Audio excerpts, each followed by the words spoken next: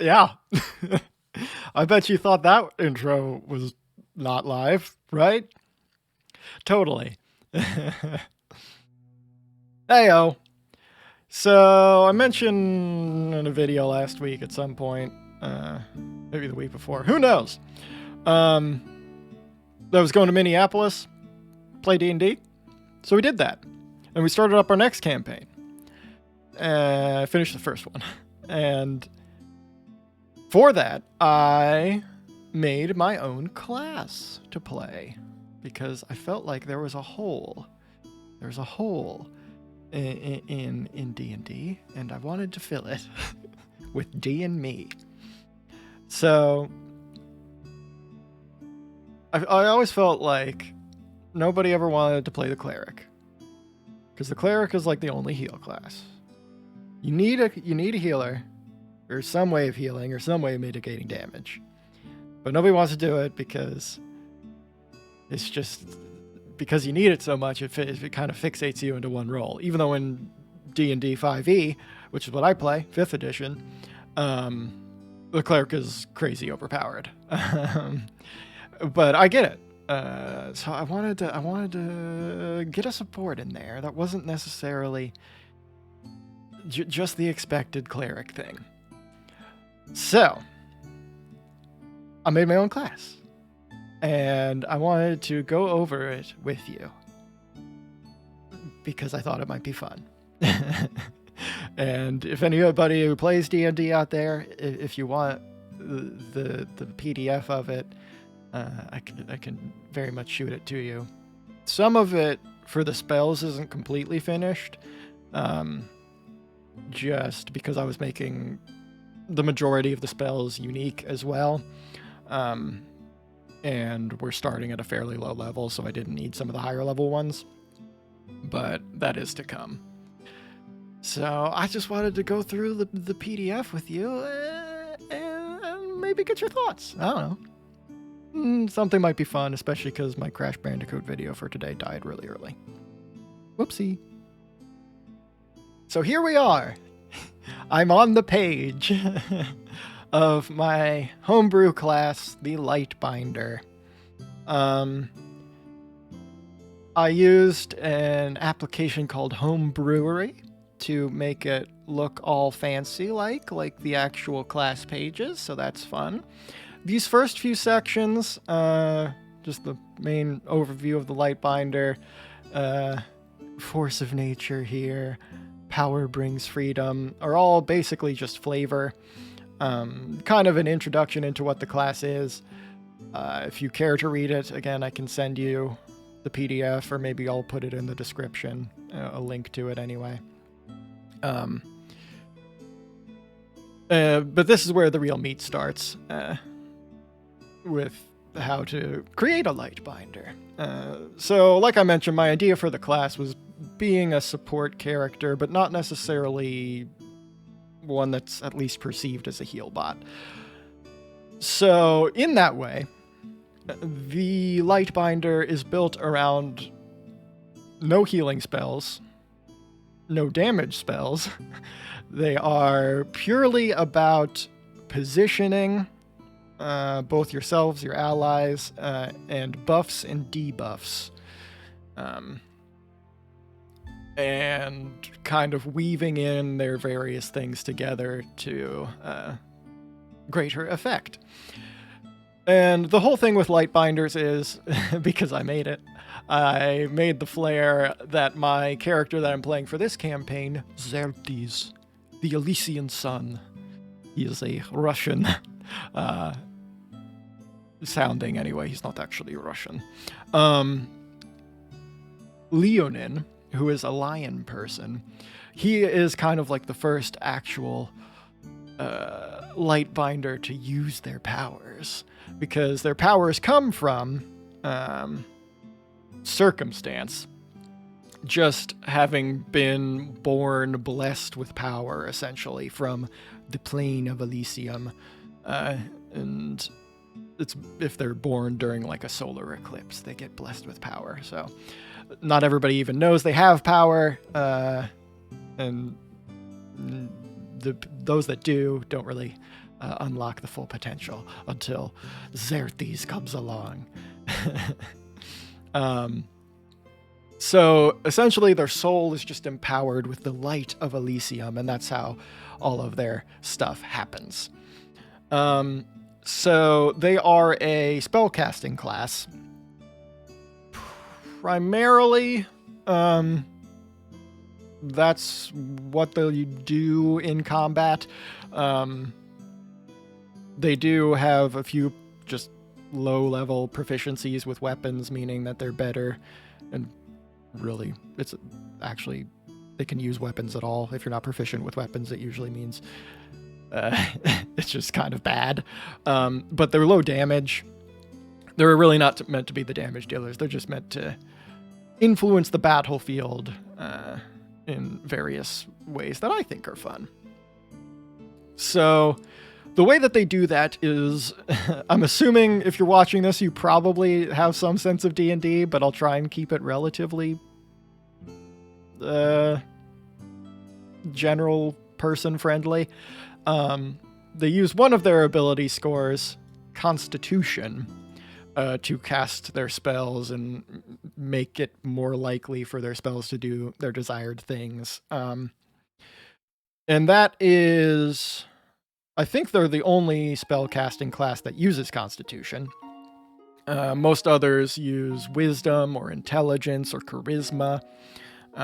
But I thought Constitution was appropriate because it's all about just like their natural soul connection to this plane of good. And I kind of built them as being slightly tankier than some of the other spellcasting classes. They got a little bit more hit points. They don't have any more armor than any of the other spellcasting classes because I didn't really want them to overlap with the cleric in that way. Cleric can have some heavier armor, but I thought because of how their spells work, they're not really doing damage, they could probably have a benefit from a little bit more health. So that helps out with their Constitution overall, usually being their highest, and then just kind of having up here their hit die, which just kind of informs their health they get on level up, essentially. Being a little bit higher than other spellcasting classes, it makes them a little bit more tanky.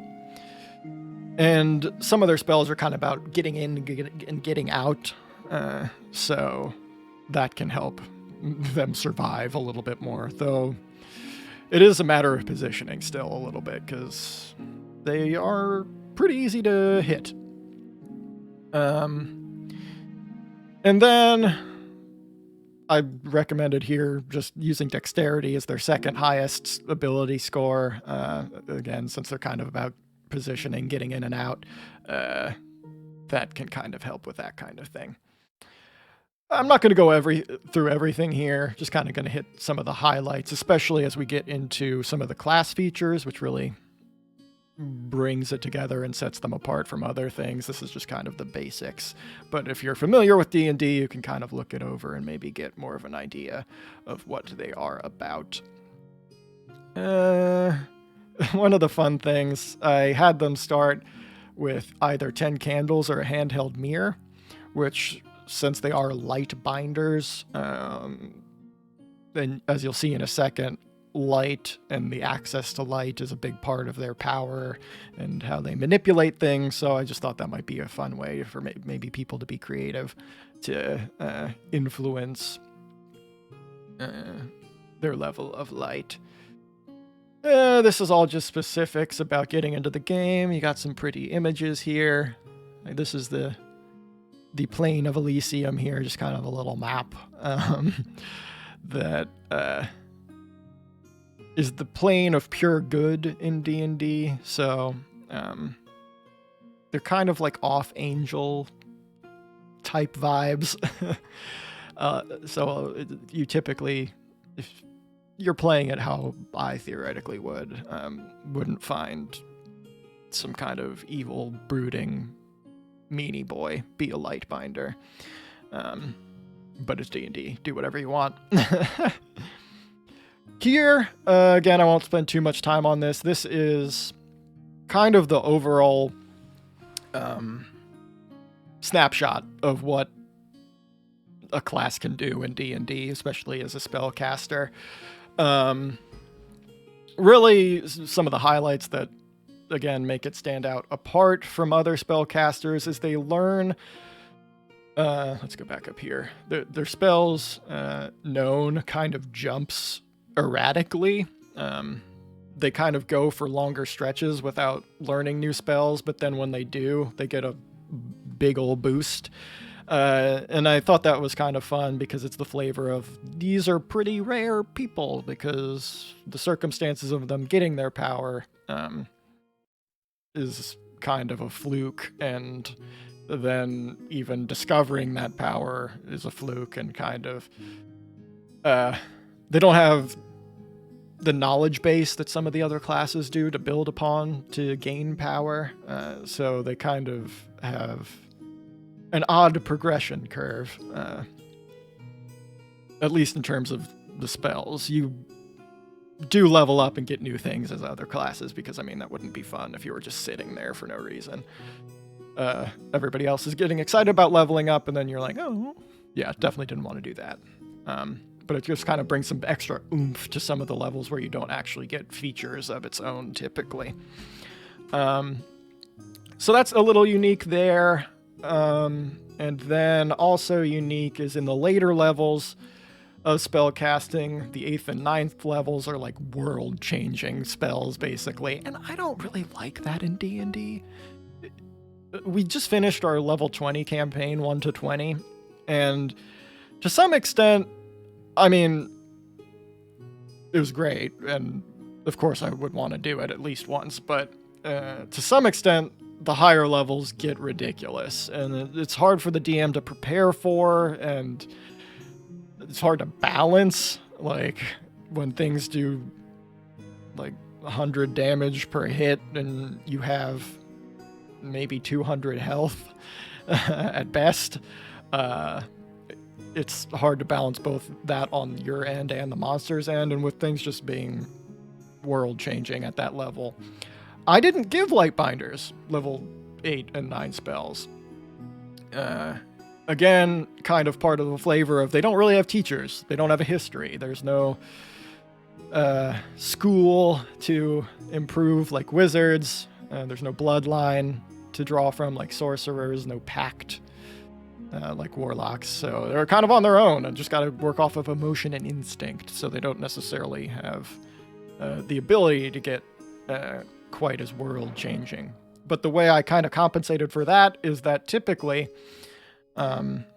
here at level 7 spells, wizards and sorcerers only get one level 7 spell, and they then move on to the level 8s and 9s. But here at the later levels, I gave Lightbinders access to 2 of them, which I think balances out just fine, especially because I think I probably made some of the other features overpowered. And again, those spellcasting classes are a little bit weaker in terms of health, so trying to balance it in that way. That's all just mechanic stuff, and here's where we get to some of the most fun stuff. These are the features that all Lightbinders have. I put those in order from level... You don't get one every level, but from level 1 to 20 generally. And then there are 3 subclasses as well, which is a thing that basically every class has, that you typically unlock at like level 3 or so. And those are at the end. So this section will be just all Lightbinders get all of these things as they level up. So Elysian Soul. This is kind of the first building block of the class that made me want to do something like this. I thought it would be pretty fun for a buff debuff class to have themselves be buffed and debuffed depending on their environment.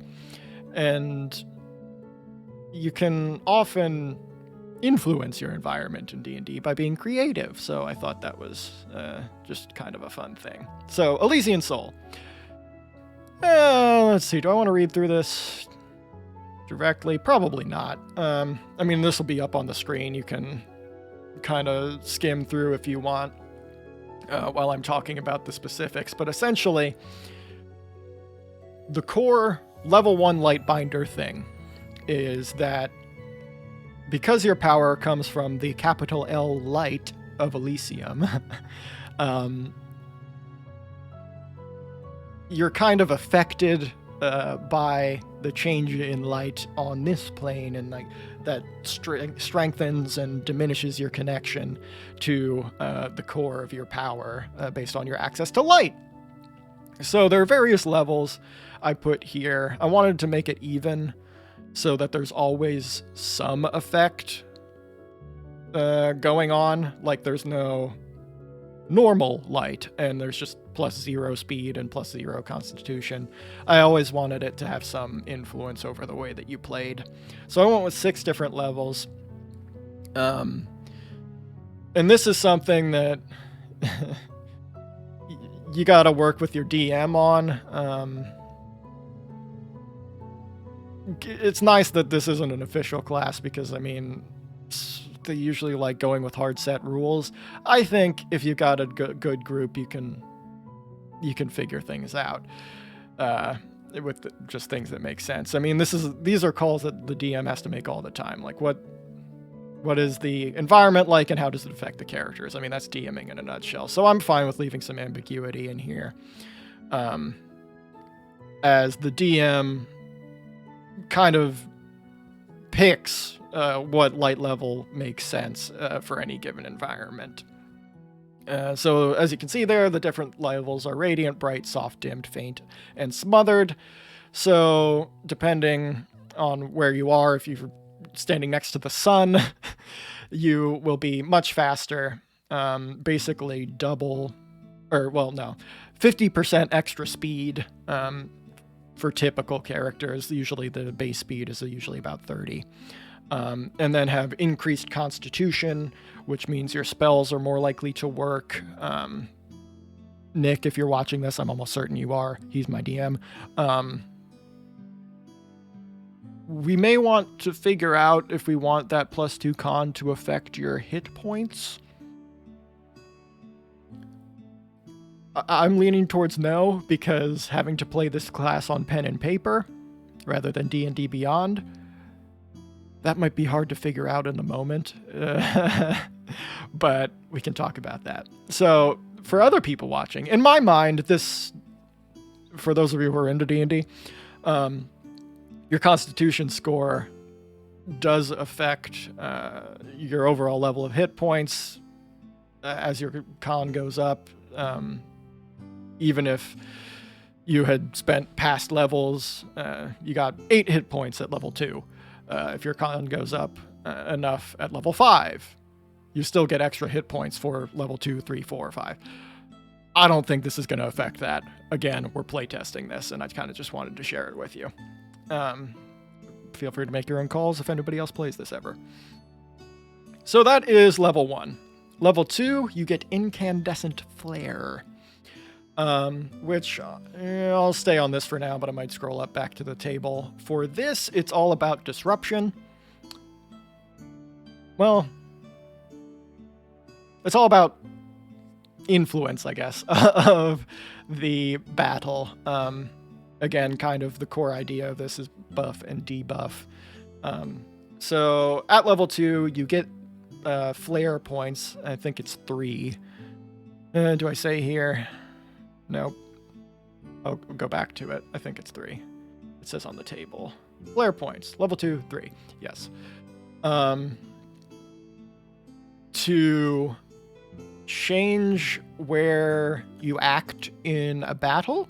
For those who aren't familiar with D&D, you're able to bump yourself up in initiative using those points. For every point that you spend, you get to skip one character, be it a friend or an ally. I think this is pretty darn powerful. So one thing I did to kind of limit that is I said you couldn't act just like twice in a row, or if you get enough flare points, 3, 4, 5 times in a row. I didn't give us. I didn't give Lightbinders that many flare points, so you couldn't do that like 5 times. But you can make yourself act earlier, but you can't make yourself act twice in a row. There has to be at least one enemy in between your turns. So that just gives you a little bit more flexibility to make sure you can protect your friends if you're trying to take out a lower level enemy before it goes. You can put yourself before that if you rolled low on initiative. So it just gives you more flexibility in combat. Level 3 is the Enlightenment. That is the subclass where I'll just touch it briefly. Go over that, and then go into details when we get through all the overall Lightbinder stuff. But the Enlightenment subclasses I flavored as spectrums. So you've got the Radiant Spectrum, the Prismatic Spectrum, and the Material Spectrum, which all have their own fun specifics that focus on different parts,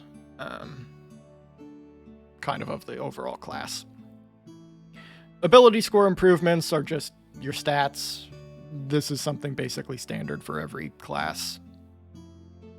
Kind of helps you do things better, more consistently, and acts as filler a little bit for some of the levels. The next thing that all Lightbinders get is at level 10 is called Photonic Link. Essentially, you can share your spell casting with other people, which for something like a monk that doesn't typically have spells, they just punch a lot.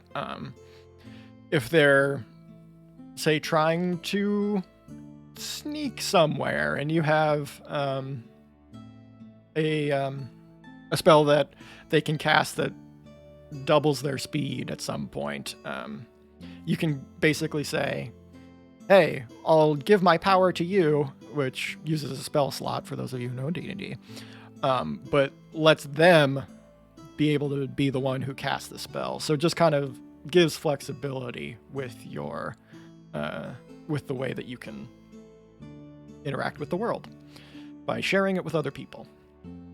And then that improves again, just to last for a longer period, I think at like level 14, said in that section. And then Elysium cleanses at level 20. That is Hyper Beam. That's basically all it is. Just a blast of radiant light energy that does insane damage in a very long range. I thought it was very funny to give them no damage spells up until this thing at level 20, where they just like unleash the power of the sun upon the world. I made it basically a similar damage to like the highest damage spell in the game, because I mean, they didn't get anything until now. Maybe I can I can give them something. And they can only do it every about 2 days at level 20. And I mean, at level 20, you can wish the giant unicorn kaiju into existence, so it's not that crazy. But maybe I could bump that down to like 50 D4 for a little less damage.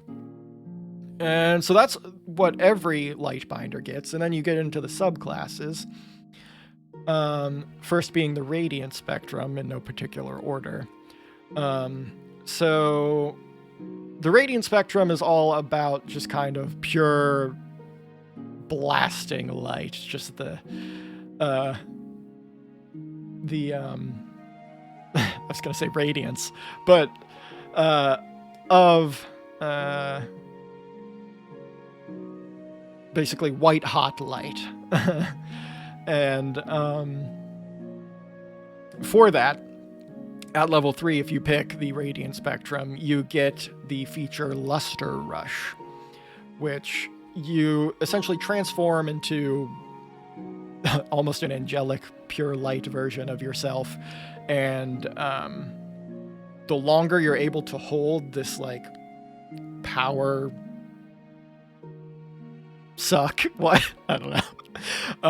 Of, like, explosive light energy, as long as you're able to hold that form, you get more and more benefits, but it gets harder and harder over time to control.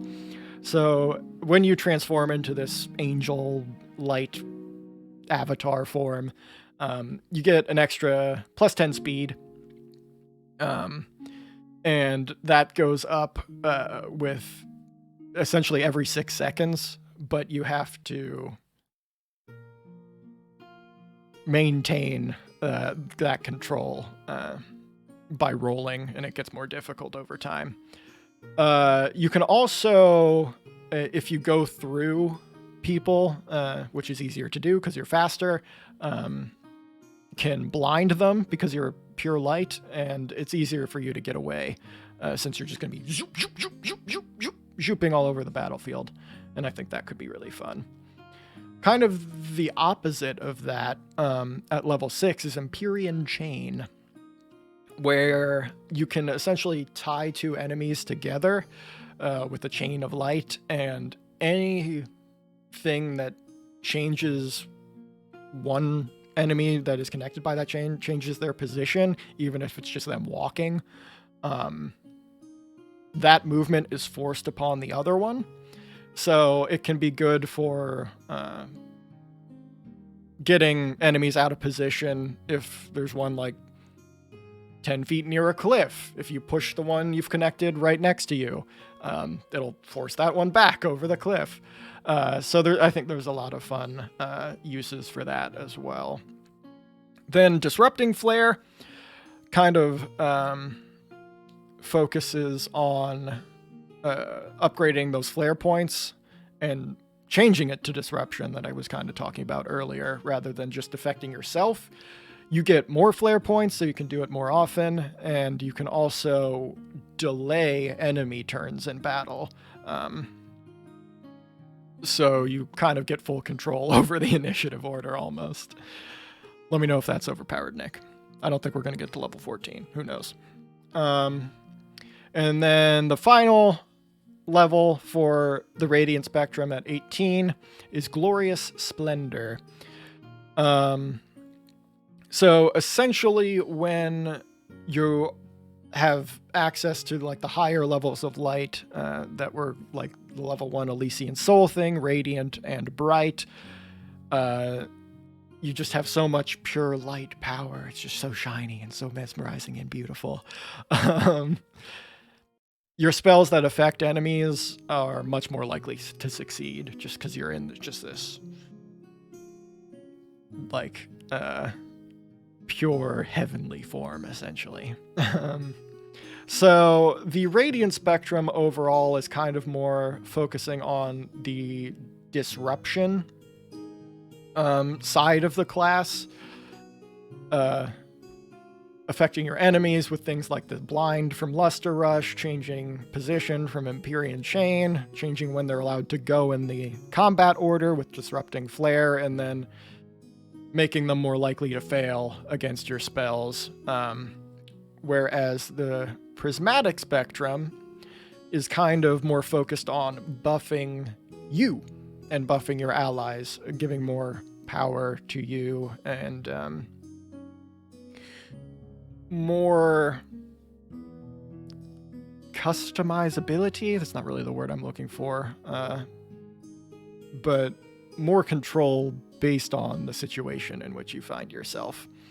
So the Prismatic Spectrum's main thing that sets it apart is Wave Split at level 3. So you get this when you pick the subclass. So essentially, Prismatic, you act as a...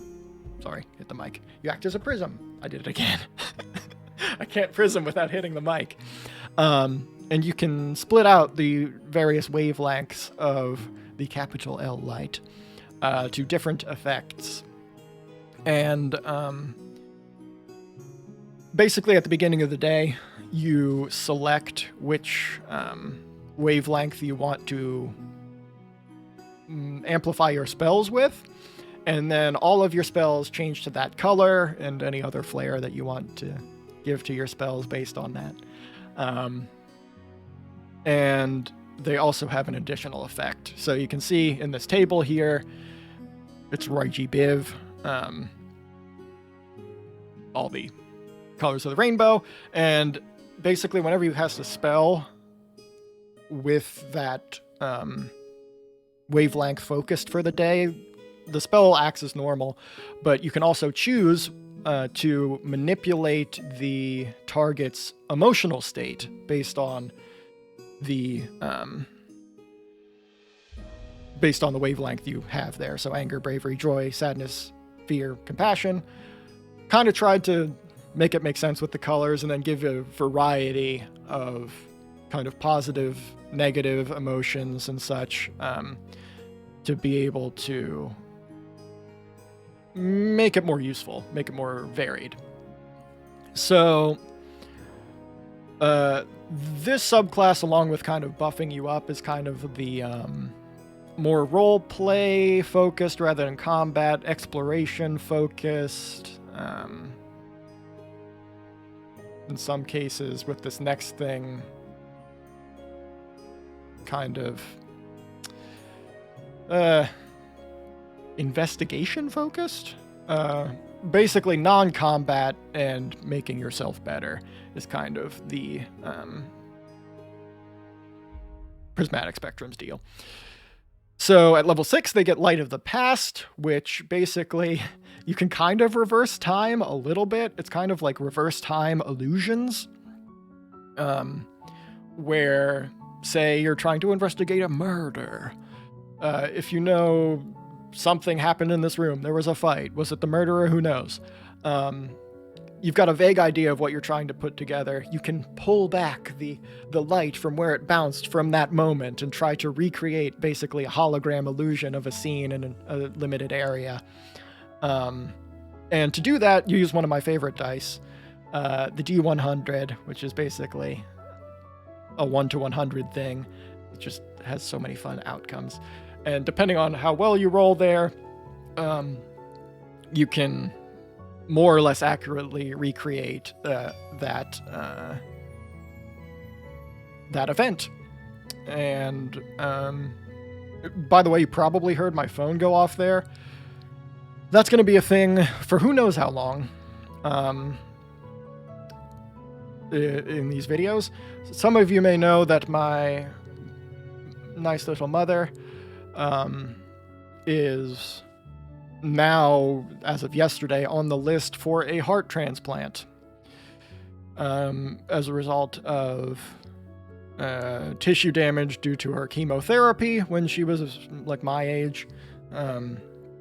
She's in need of a new heart, so I am on the call list for that, and essentially need to have my phone on and charged ready at basically all hours of the day for the next who knows how long. So you may hear my phone go boopity boop for various things, but it's kind of worth it. But anyway, that's the thing. So back to Light of the Past. This table just kind of gives a guidance again for the DM to determine how accurately you recreate that event that you're trying to get together. And next thing is Culture's Rainbow at level 14. Again, social. That's what I was looking for earlier when I was kind of like roleplay, exploration, whatever. It's kind of the most social subclass of the Lightbinder, and Culture's Rainbow is part of that. So with this, you can kind of connect yourself through your soul light. You extend a connection kind of like that chain, but in a bit better way, at least nicer way, to another creature. And basically, you a few times a day can make this connection and make yourself understand and understandable for any creature, and learn how you might be able to best influence their mindset. So that kind of combines with the wave split. You can influence their emotions using a spell with wave split, and then Culture's Rainbow, you can kind of have this connection with somebody to know whether you should kind of threaten them, lie to them, or just try to have a good argument. And with those two things combined, gives you some nice options when trying to deal with social encounters. Try to convince the king to send his army to do a thing, trying to not get jailed by the guards because you did something stupid, like all D&D people do. And then level 18 is Photonic Fusion. The 3 subclasses also kind of have upgrades at various tiers to one piece of the overall classes thing, the Elysian Soul, the Photonic Link, which is what this is, and then the Flare Points thing. So we've done the Flare Points thing that everybody has. That was upgraded with the Radiant Spectrum. Photonic Link, which is this, is upgraded with the Prismatic Spectrum, and then we'll get to the material here in a second. So with this, essentially, your Photonic Link is when your ally casts their held spell, you can use your reaction to cast this any spell. Right. Your Photonic Link is basically 2 ways. I kind of had to remember which one this specifically was. So when you share your power, you kind of get a little bit of it back that you can use for free, but it's at a less effective tier, essentially. So it's a little bit like double value for your spells, but with this slight caveat to it at level 18. So then Material Spectrum, whereas Radiant was more disruption and making your enemies worse, Prismatic was kind of giving you more flexibility and that social side. The Material Spectrum is more about kind of buffing yourself and allies in combat, kind of making you more defensible, that kind of thing. And this spectrum is Green Lantern. That's basically exactly what it is, and that's what they get at level 3 with Synthesized Construct. Essentially, you get a few of these solid light constructs that you can make for everybody, those being Shimmering Rampart, Photon Copy, Palms of Power, I'll scroll up in a second, Splendorous Steed, Transcendent Tool, and Radiant Ward. So those all people who choose the Material Spectrum get, and then there's more to come. But they give you all kinds of different things you can do. Shimmering Rampart, you can basically make an indestructible wall, Photon Copy, by the way, I am very proud of Photocopy. I thought it was very funny. You can make an illusion of yourself. Palms of Power basically are mech arms that can make it easier to lift things. Splendorous Steed, you get a mount. Can't fly, but can support 2 riders, and it's pretty darn fast. Transcendent Tool basically just lets you do some basic destruction, environment navigating type things like a crowbar, shovel, etc. can do if you're reading it there, but it makes you better at it. And then Radiant Ward, which is really good, gives basically half damage to certain damage types. And then where the Green Lantern really comes into play is I gave this subclass custom constructs.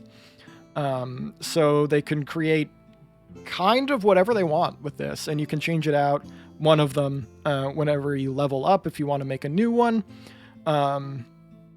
this is kind of a use at your discretion type thing. It has to be similar in power to my suggested things here that everybody gets, but you can kind of go wild with whatever you want it to be, what you think you need in that portion of the campaign. So that's fun. And then Elysian Stronghold, whereas the Radiant Spectrum is kind of a little bit more about movement and such, this is kind of staying in one place. You get this at 6th level as a material spectrum boy, and basically your immediate area, you get this column of light that makes you stronger as you stay in it. There are certain spells that only continue their effect if you are able to maintain concentration, as long as you don't take too much damage and kind of get distracted from it. And this, if you stay in this one place, you're confident in your position, you are much more likely to be able to maintain ongoing spell effects while in that area. At level 14, they get Stalwart Soul. So this is where they modify that overall Lightbinder thing, the Elysian Soul versus the flare points for the Radiant Spectrum and the Photonic Link for the Prismatic. This is modifying that level 1 thing that all Lightbinders get. So rather than, if they're in a dark environment, losing speed and losing constitution, at 14th level, they can ignore one of those negative effects, which you can choose either the constitution thing or the speed thing. One or the other may be better depending on the situation you find yourself in. And then finally, Resplendent Shield. At level 18, you can essentially have the strength of your soul light and just give it to a friend or yourself, I think, and basically create something like this, just an armor of pure light. At level 18, your constitution score would probably be at 20 or 18, probably at the lowest, and you can use that number to set your friend's armor to whatever your constitution score is, so we'll call it 20, which is really good, because, I mean, for those of you who don't play D&D, I'm shocked you've made it this far, but the main way that you attack is using a d20, something that rolls 1 to 20, so, and then you add some modifiers, bonuses on after that, so the highest it can go is 20. So if your armor is 20, it is hard to hit you. Have to roll pretty high. And then with that, every time there's a chink in that armor, they do get hit. Their armor goes down by 1 to 19 for the first hit, 18 for second, etc., etc. And if it gets below 15, it just breaks and fails completely. Or if it gets below just the regular armor that the friend would have. And that, other than the spell list, which you can see, is a lot of TBD. I do have a decent start on the early stuff. Again, it's a lot of buff and debuff things. Most of these are custom, which is why I still have some more work to do on it. But that brings us to the end of Mr. Lightbinder here, and my overview of something I think could be fun. So my inspiration for this kind of thing was kind of Lux from League of Legends, that kind of thing. I really like the angel aesthetic from Diablo. I think I've mentioned that a few times. So it's kind of got that flair to it. And again, just trying to make a support that it feels like you can have more choices to make. It's not just the healing. It's not really healing at all, unless you use potions or something.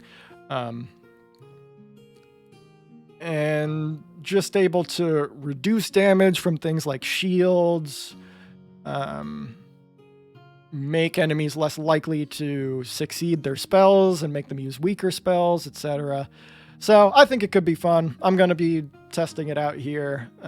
We had our first, basically, session 0.5 in Minneapolis, and as this goes along, I'm sure I'll probably change some stuff with it, but I thought it was fun. And especially since my crash failed today, I thought I'd share it with you just to see what you'd think. And if nothing else, Nick, this gives you some of my thoughts on what the class is and where maybe we can take it if we need to make any tweaks. So remember, creativity is fun, kids.